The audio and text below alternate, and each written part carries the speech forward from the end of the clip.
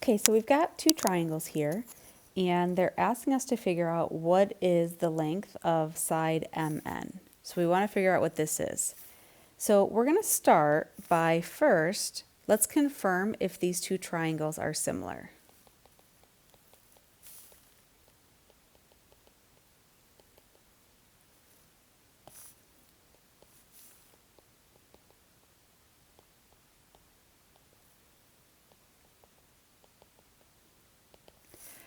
If the triangles are not similar, then there's not much we can do. So we do want to make sure we confirm this.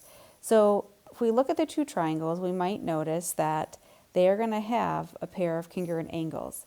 Anytime lines intersect like that, you get those vertical angles. So we can say we know that angle, and I can't say angle L and angle L because at L, we've got a lot of angles happening here. So we're going to use 3 letters to identify the angle. But we will put L in the middle because that's our vertex. Angle JLK is congruent to angle MLN. And then let's just make a note because those are vertical angles. That's how we know that that is true. Okay, so what else do we know? Can we confirm that we have proportional sides? Because we have one congruent angle, we could maybe try to see if we can get side angle, side similarity to work out. We have some congruencies marked in our picture. So if we kind of write out what that is, so we know that ML is congruent to NL. That's just this side is congruent to this side. We also know from the other triangle that JL is congruent to KL.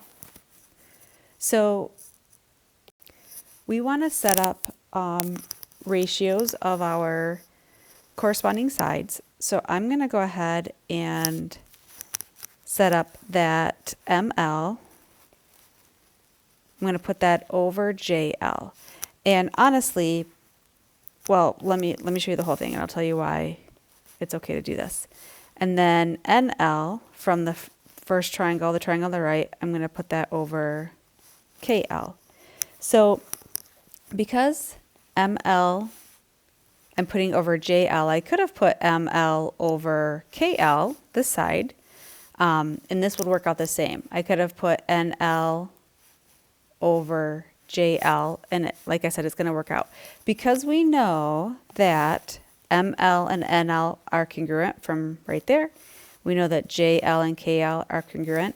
That means that this proportion is equal to this proportion, because I don't know what these measurements are necessarily, but I know that if these are the same and we're dividing by these that are the same, that means these ratios will be congruent. So we have similar triangles. So triangle JKL is similar to triangle MLN by the side angle side similarity. Okay, so that's kind of the legwork we have to do. Now that we know we have similar triangles, let's try to find our missing side, and we can do this by setting up a proportion. We know that ML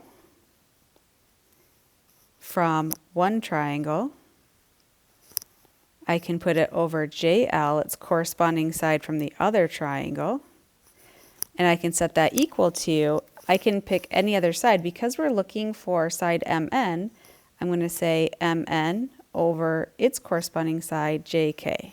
So that's the proportion we can set up.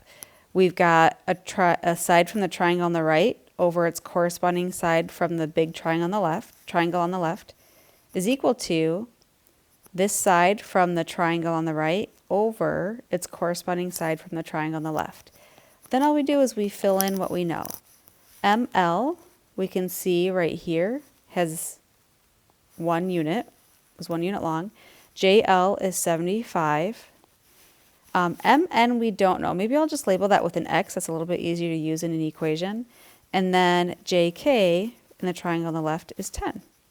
So now that you have a proportion with one unknown part, you can cross multiply to get out of your fractions and solve for X.